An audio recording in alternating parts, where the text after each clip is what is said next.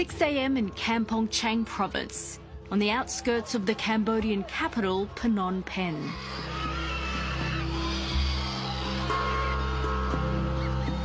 More than 20,000 workers from nearby garment factories gather to await the arrival of Cambodian Prime Minister Hun Sen.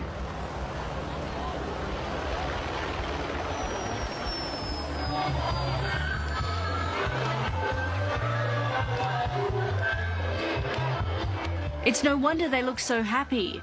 Everyone here has been given the day off work and will be paid $5 for attending this rally.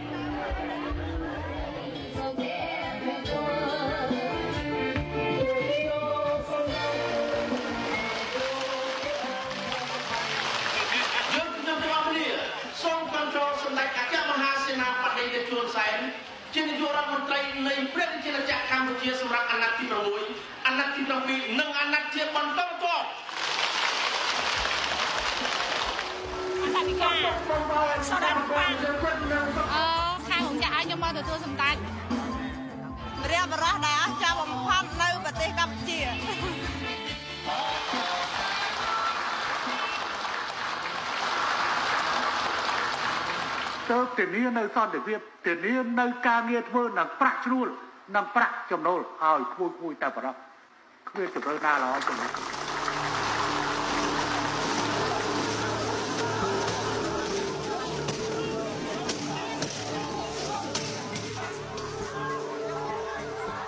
During 3 decades of rule, Hun Sen has cemented his grip on power using a combination of intimidation, fear and violence.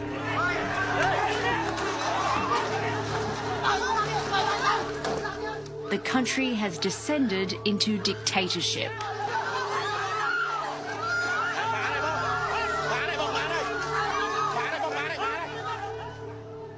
We've seen a kind of return to the communist era where, you know, in the 80s, every time you moved, every time you did something, you needed permission. People were following you. You had to report back. Well, we're seeing that return. Well, for all practical purposes, he is a dictator. I mean, he's very, very authoritarian. I think everybody has seen this coming. I don't think there are too many illusions left about Hun Sen's willingness to do whatever it takes, however violently, however disreputably, to stay in office. He's a hardcore authoritarian with a communist background, someone who has, over the period of 3 decades, assembled, you know, a team of commanders in the police and army who very loyal to him and prepared to do whatever it takes in terms of violating human rights to keep him in power. Hun Sen was a commander in the Khmer Rouge, whose murderous reign killed an estimated 2 million Cambodians.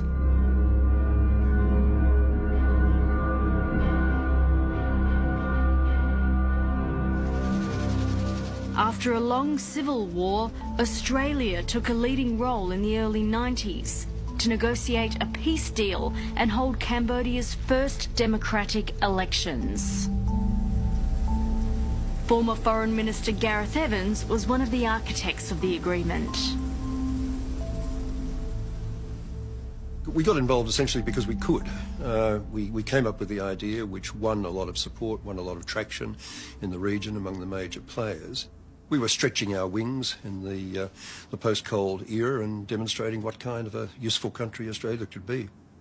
Cambodia, moving from civil war to peace, you know, really, you know, has to thank Australia for some of that, because Australia's lead on the Paris Peace Accords and the UNTAC was very significant.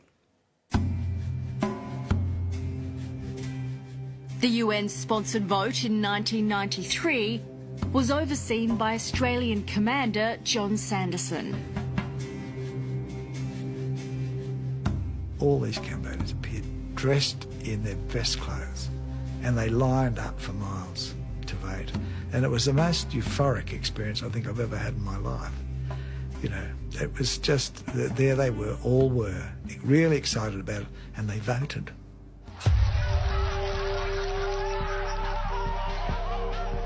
Hun Sen's Cambodian People's Party, the CPP, lost the historic election, but he refused to accept the result, forcing negotiations that saw him appointed as a joint Prime Minister.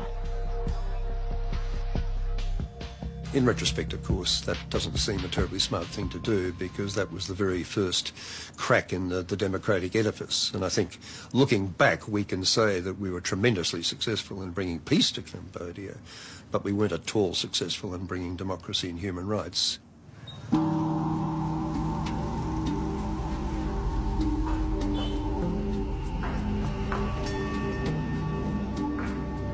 In Cambodia today, there's an atmosphere of deep fear.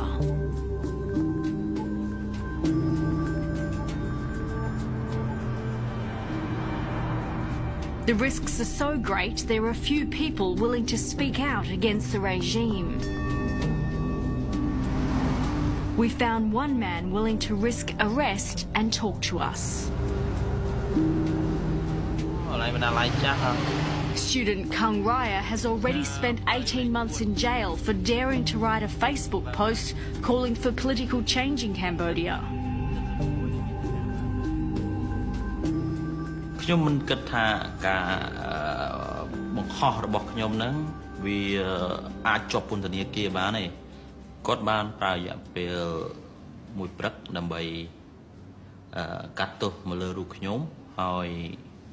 Phó tangនោះគឺពុំមានអ្វីក្រៅពីសារដែលខ្ញុំសរសេរបង្ហោះនៅលើ Facebook របស់ខ្ញុំទេ Kung Rai's family have asked him to stop being so outspoken. He recently got married and his wife is pregnant, but he is refusing to let up his criticism of the Hun Sen regime. ខ្ញុំចង់ឲ្យប្រទេសជាតិរបស់ខ្ញុំនឹងមានលទ្ធិប្រជាធិបតេយ្យពេញលេញ មានសន្តិភាពពេញលេញ ហើយនឹងមានការអភិវឌ្ឍពិតប្រាកដ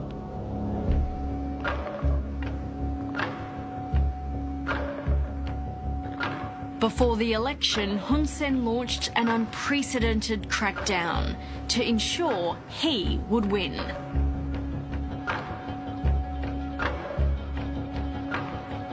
The only way Hun Sen can win the next election is to totally eliminate the opposition. Totally. That was at the point that I think the CPP decided, okay, enough is enough. We're going to have to crack down on this, otherwise we might face a loss of power in 2018.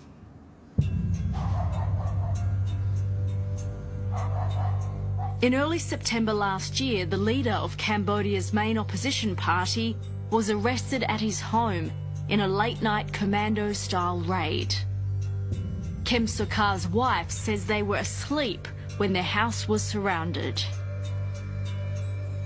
គ្នាវាច្រើនណាស់ប្រហែលជាង100នាក់សិតតែកភ្លើងជ្រងច្រាងធ្វើដូចវានឹងមកសមរភូមិអញ្ចឹងណាមកចាប់ប្តីយើងដាក់ខ្នោះទៅក្រោយឯងតែហ៊ានជ្រងច្រាងតែដើរគាត់ទៅអញ្ចឹងណា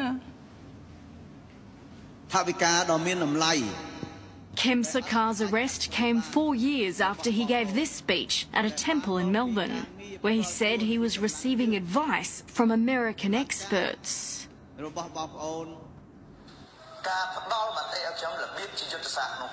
Hun Sen went on TV, saying this was evidence he was a foreign spy, working with America to overthrow the Cambodian government. ការចោទប្រកាន់ហ្នឹងគឺអយុត្តិធម៌ជាទីបំផុតគឺជាការចោទប្រកាន់មួយដែលគ្មានមូលដ្ឋានច្បាស់លាស់ចេះតែចោទដើម្បីចាប់គាត់តែប៉ុណ្្នឹងព្រោះលោកហ៊ុនសែនហ្នឹងគាត់ខ្លាចចាញ់ឆ្នោត Kem Sokha has spent the last 11 months locked up in a maximum security prison on the Vietnamese border, and his party has been banned. And for this, he is essentially held in solitary confinement in this prison, far away from everyone, waiting for a trial that may or may not happen. After the opposition leader's arrest, his deputy fled overseas. Musa Kua was tipped off that she would be the next to be jailed. 2 phone calls made telling me, you better go. You are next. We can't disclose her location for fears over her safety. We are used to living this life of not knowing who's going to come up at us, who's behind us. But we shut it off. Otherwise, we can't continue our path toward what we want, which is democracy through free and fair elections. After the opposition was crushed, independent media was next.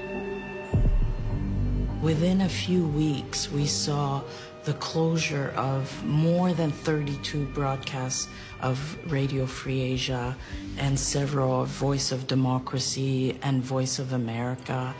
And shortly after, under the pretext of taxes, the closure of Cambodia Daily. 2 reporters from Radio Free Asia were arrested and jailed, accused of espionage. They remain in prison alongside Australian filmmaker James Ricketson. I'm hoping that I'll find out today which country I'm spying for. I haven't been informed which country I'm spying for yet. Mr. Ricketson has now spent more than a year in jail after he was arrested for flying a drone over an opposition rally and charged with being a spy. The courts are completely in the control of the CPP, and because the media is completely in control of the CPP, they can say whatever they want, and it's just spun out there as the truth and the law. And so you have Hun Sen saying, well, you know, everything we're doing is according to rule of law, but it's rule of law that he's written the laws, and it's his judges who are determining what's legal and what's not.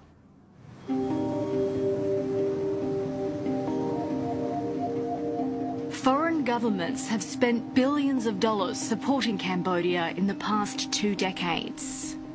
In 2014, Australia committed an extra $40 million of aid to Cambodia as part of a deal to resettle refugees from Australia's offshore detention centres. By making such a deal with the government of Cambodia, the refugee deal, you lost so much of that respect that we give you. The refugee deal has been an expensive failure. Australia has spent almost $8 million on resettling refugees in Cambodia. 7 refugees have been sent here from Nauru. Only 3 remain. 39-year-old Syrian refugee Abdullah Zalgana is one of them.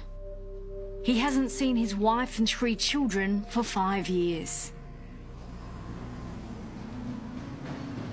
عدوني وعد يعني رسمي وقالوا لي انه احنا بنوعدك انه خلال 3-4 شهور مرتك وولادك بيكونوا عندك بكمبوديا.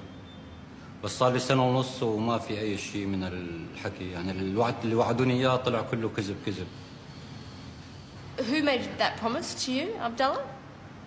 الامن القريش الاسترالي كان عنده بنارو موجودين، كانوا يجوا لعندنا على نارو. هذا السبب الوحيد اللي خلاني اجي لهون على كمبوديا، انه انا بدي اجتمع مع مرتي واولادي. Last October, with the crackdown on the opposition well underway, Australia strengthened its ties with the Hun Sen regime, signing an MOU to establish new talks between senior officials. In a champagne ceremony in Phnom Penh, Australian Ambassador Angela Corcoran toasted the deal. Our people went to the Australian ambassador in Phnom Penh and say, Madam Ambassador, is this what Australia wants? A continued dictatorship? You must be on the side of democracy. What did she say? She said, Australia is for free and fair elections. Oh, and this is just on the side. but you don't drink champagne with the dictators.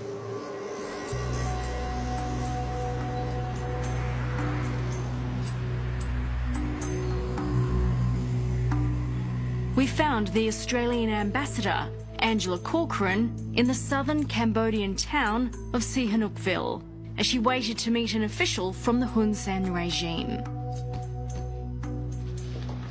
Hi, Ambassador Sophie McNeill Corcoran. Can we ask you a few questions later? I'm very busy. But after you finish, please. Yes.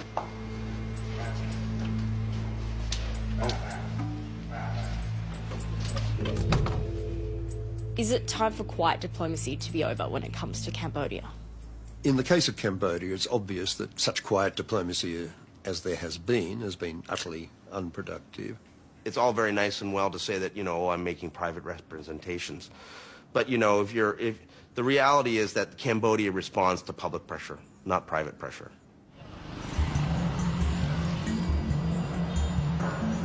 Once one of the poorest countries in the world, Cambodia is now awash with money.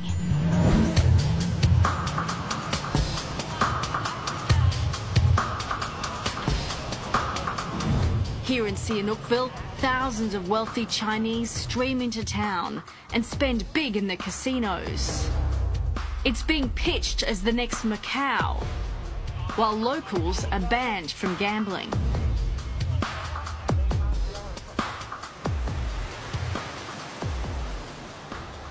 This once sleepy coastal town has had dozens of new hotels and casinos open in just the past year, the majority of them built by Chinese investors. Just up the coast from here, a Chinese company has been given a 99-year lease on a massive new development that will take up 20% of Cambodia's coastline.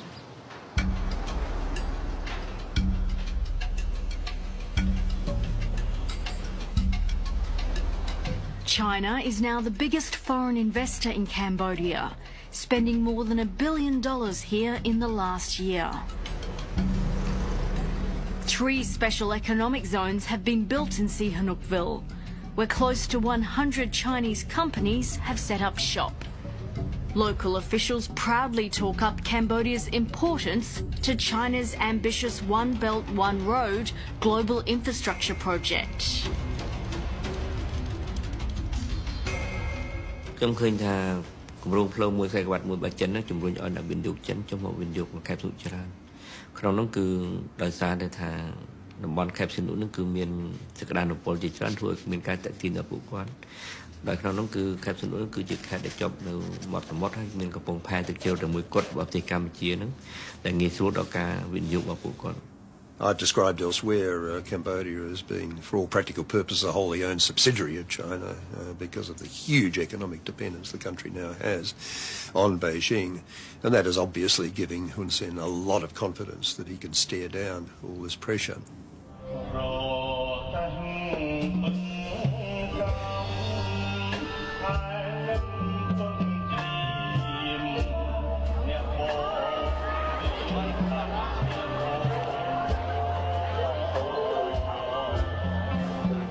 The competition for strategic influence in Cambodia is being played out here.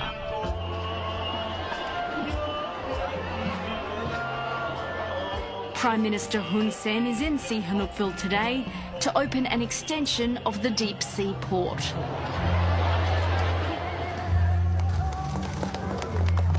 This project is funded by Japan as they try to keep up with Chinese money.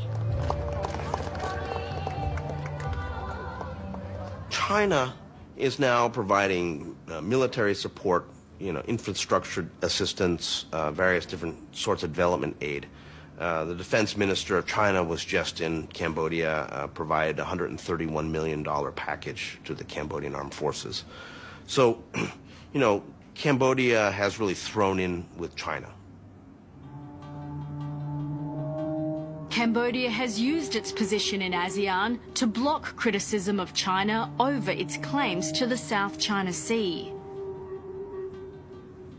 when you get that kind of relationship that we have now between Cambodia and China, making it impossible, for example, for ASEAN to reach consensus on resolutions on the South China Sea, then you've got a fairly significant geopolitical shift visibly occurring, and which does have unhappy longer-term implications. Cambodia has the coast, Cambodia has minerals, Cambodia has forest, Cambodia has a dictator. You can buy it all. Despite Cambodia's rapid economic development, millions of people here still live on just a few dollars a day. In the hills overlooking Sihanoukville port, villagers are struggling to hold on to land they've lived on for decades. A wealthy Cambodian businessman wants to develop this land. But this police have a gun, and this... They had guns? Yes, have a gun. In June, security forces came and arrested 4 of the villagers, and they have been in jail since. This man watched as they took away his mother.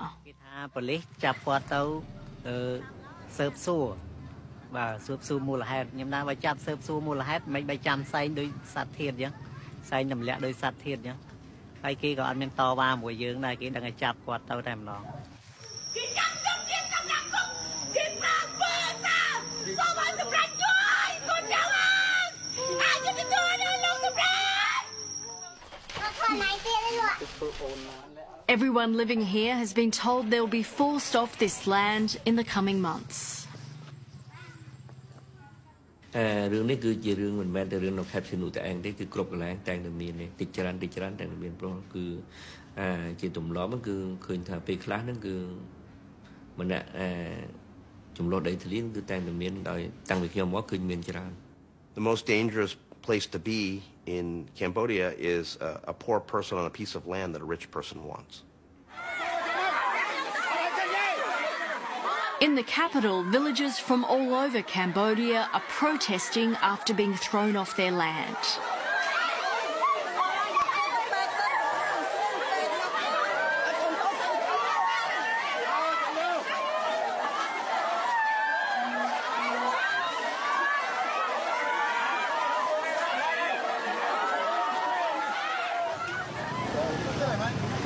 When we tried to film one of these demonstrations, we were threatened and quickly forced to stop. To get the permission. You to stop! Okay. Look at these guys. There are other journalists here. There are other journalists. Land grabbing is just an incredible crisis in Cambodia.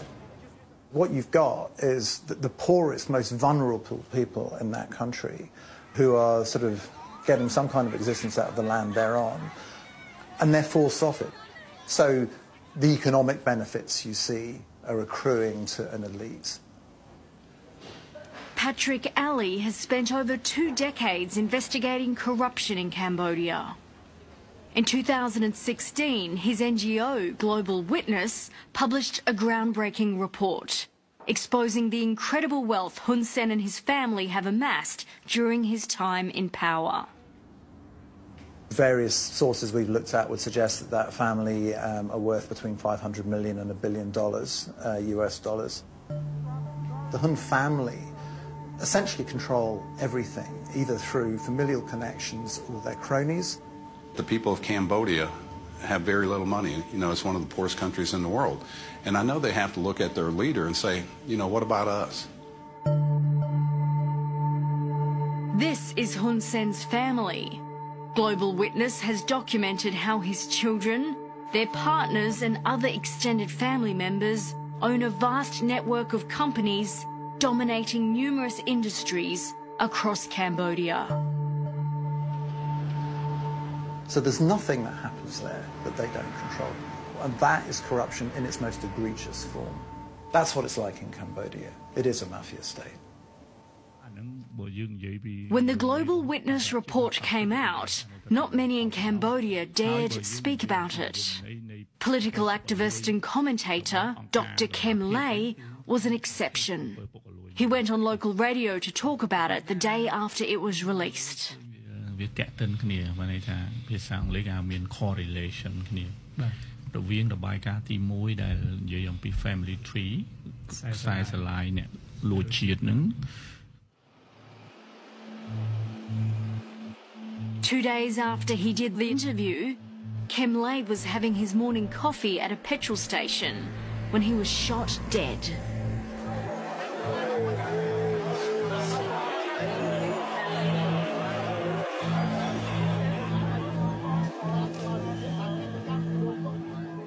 Nhóm nó có ban tới đó cả sang tới khơi dân nhóm trăng châu tới không star mart đang ở bên tay kia ao dân châu là bị pro kia ao con nơi tầm này ai những kia mà nói này nào châu nằm bay chui sẵn cái qua tay bị pro quạt. The killer was arrested at the scene. He confessed and said he murdered Dr. Lay because the activist owed him money. Kem Lay's widow, Bu Rachana, says the family had not been lent any money. She thinks bigger forces were behind the killing.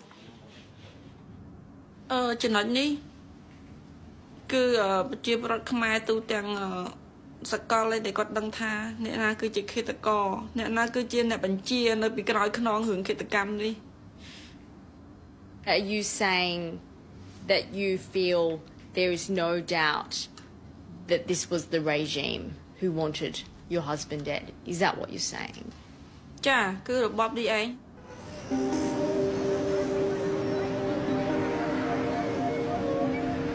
Tens of thousands of Cambodians mourned Kem Lay.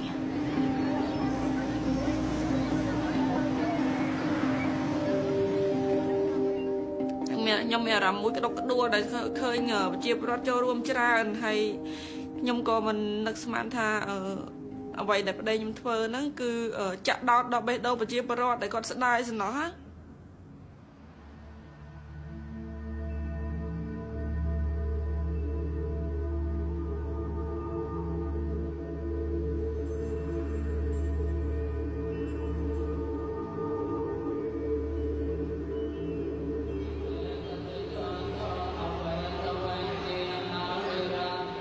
Bu Rachana and her 5 young sons were granted asylum in Australia in February. They're now living in Melbourne, where the Cambodian community recently commemorated the 2nd anniversary of her husband's death. ថ្ងៃនេះដែលsorry ថ្ងៃដែលស្វាមីនាងខ្ញុំបានបាត់បង់ជីវិត លាចាកលោកនេះទៅគឺជាថ្ងៃដែលនាងខ្ញុំបាត់បង់ស្វាមីដ៏ល្អនិងឪពុកដ៏ល្អរបស់កូនកូនចា Just weeks after she arrived, Bu Rachana received a death threat, warning that she and her children would be killed. It was referred to Victoria Police, who launched an investigation.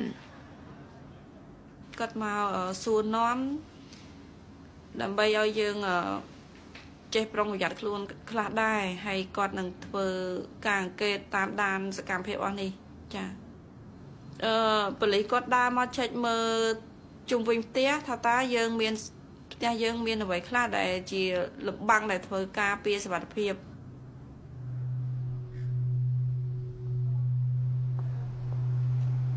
3 Australian Cambodian politicians critical of the regime were also named in the death threat letter. Member of Victorian Parliament Hong Lim, Dandenong Mayor Yu Horn Chia, and Councillor Meng Hiang Tak. Well, basically the letter in summary it says we're going to kill you and your family in the same way that we killed Dr. Kem Lay. The Cambodian community in Australia is now being watched when they participate in anti-Hun Sen activities.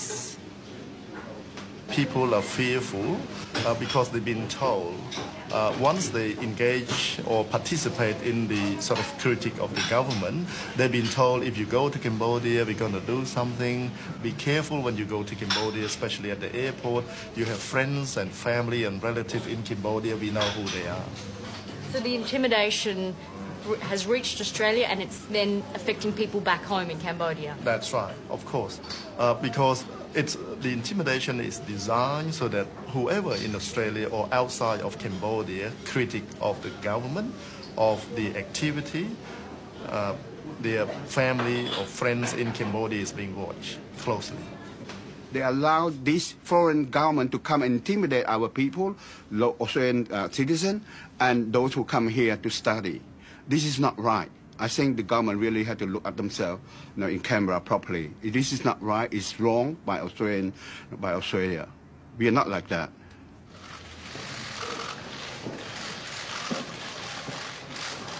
In March this year, Hun Sen visited Australia for the ASEAN conference.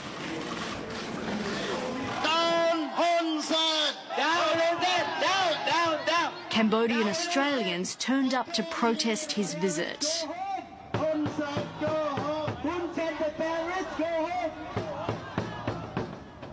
Before he came, Hun Sen issued a warning to demonstrators. People, anh tam vay đó kia hải phèo hơi anh ở đây giờ chứ ba rất là ba anh miên bà rất là anh miên rất đột kê miên rất vay là anh miên tọt rồi.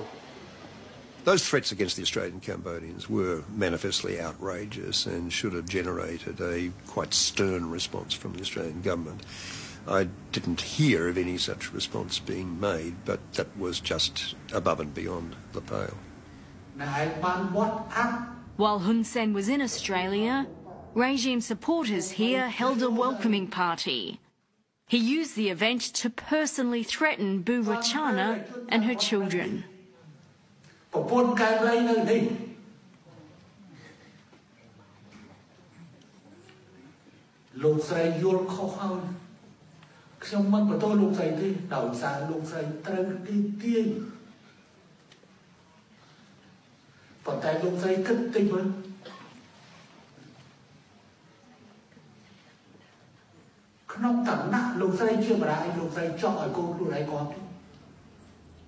An open death threat made here on Australian soil doesn't surprise Bu Rachana. ខ្ញុំលែងមានការភ្ញាក់ផ្អើលហើយពីព្រោះសម្បត្តិគម្រាមអាការគម្រាមកំហែងអស់ហ្នឹងខ្ញុំទទួលបានច្រើនដងដែរអញ្ចឹងទៅมันជាមានអ្វីដែលធ្វើឲ្យខ្ញុំភ័យព្រួយហើយរន្ធត់ឬមួយក៏ភ្ញាក់ផ្អើលអីដែរអត់ទេគឺធម្មតាធម្មតា On his visit to Australia, Hun Sen was accompanied by his eldest son, Hun Manet. It wasn't Hun Manet's first trip here. He's been to Australia at least 3 times. In 2015, he did an interview with the ABC. You're widely tipped to succeed your father, Hun Sen. Is that your expectation? Well, Cambodia is a multi-party democracy. The constitutions indicate that we have election every 5 years. So the choice, the decisions of who and when to be a leader is up to the people of Cambodia. But would you like to be Prime Minister? Is that an ambition of yours? Would you like to carry on that mantle? The answer is I don't know. You must. Hun Sen now, many people believe, is in the process of slowly moving to transfer power to his sons, particularly Hun Manet, who's his oldest son. At some point, we're going to have a dynastic transfer of power, so that the Hun family remains at the center of this web of corruption, and all the others continue to benefit. Hun Manet's visits were for a specific purpose: to recruit for the ruling party and boost Hun Sen's support among Australian Cambodians and Cambodian students studying here.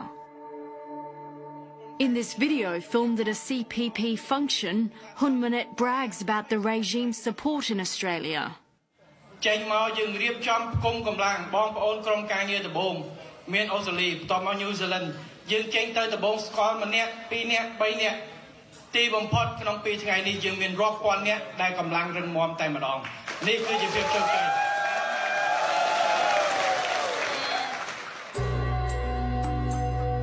Another of Hun Sen's relatives who is a frequent visitor to Australia is his nephew, Hun To. Victoria Police questioned him over the death threat letter sent to Bu Rachana and the Cambodian Australian politicians.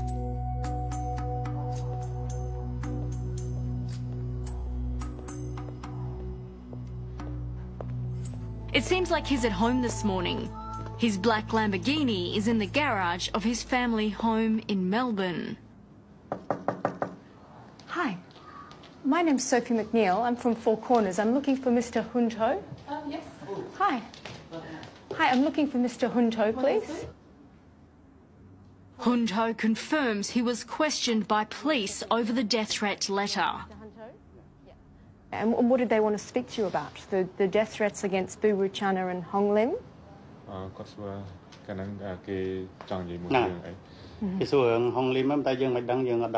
they did mention that. Yeah, and what did you tell them? Were you behind that death threat, sir? He didn't know about that. He said only for his kid's birthday, and he has no. He's not very. He's not involved in politics. Why do you think the police wanted to question you then? Because we had a way one police came out. We don't know. Hun To denies any involvement in the death threat. In 2003, he was also the target of an investigation by Australian authorities into heroin trafficking from Cambodia to Australia. But plans to detain and question him were derailed when he was refused a visa. Why do you think they denied you a visa? We don't know.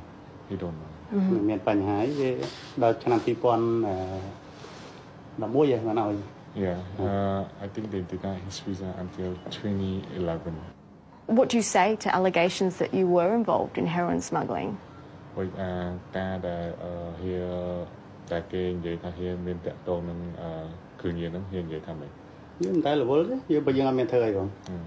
He's not very concerned about it because he know he didn't do anything. Four Corners has uncovered more than $15 million worth of properties and companies in Australia, owned by members of Hun Sen's extended family and his political allies. There are now calls on the Australian government to restrict the ability of the regime to operate here. I said to Minister Bishop, Australia, please use visa sanctions. Please use active, concrete measures. The Americans have already begun to impose visa restrictions and asset freezes on those close to Hun Sen, with wider measures currently before Congress.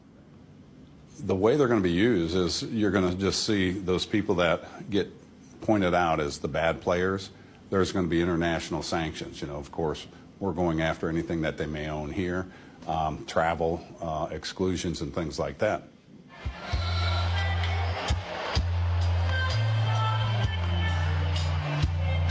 Back in Cambodia in the lead up to the election, Hun Sen uses his trip to Australia to claim he is accepted and loved abroad.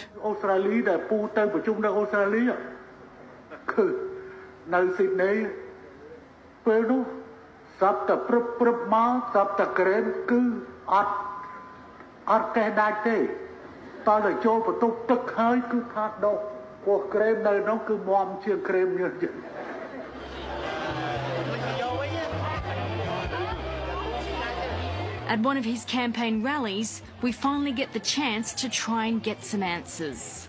I'm from Four Corners in Australia. Okay. Yes. I wanted to ask you, Prime Minister, what will you do if the world doesn't recognise the election results? If they say it was not democratic?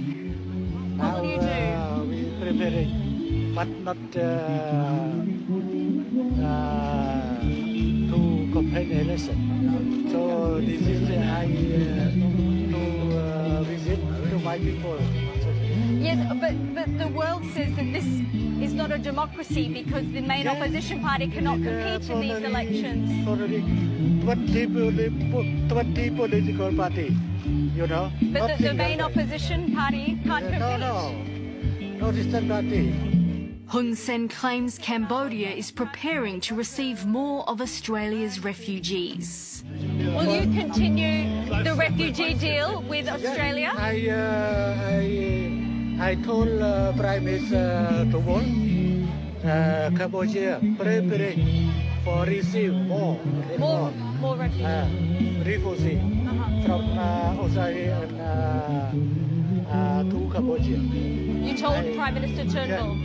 This is if Australia send more. You can accept them. You're ready. With Hun Sen poised to start a new 5-year term, there is pressure on the Australian government to reassess its relationship with Cambodia and its dictator. Should Australia recognise the election results? Oh, it would be very hard to do that in the context of the banning of the major opposition party and everything that's gone before. It's a sham. I don't think it'll be credible, and I don't think the government will. I think they'll have to hedge what they say about it because they won't be able to say that it's credible. I think what you'll see is we're going to stand up and just say these are a sham election. This is nowhere near free and open elections. I'd like to see Australia take a stronger stance, come out openly and condemn the Hun Sen regime. They're not doing that. The people of Cambodia look up at the people of Australia, Australians. We envy you. You live in a world of democracy. But your government is disappointing, very disappointing, again and again.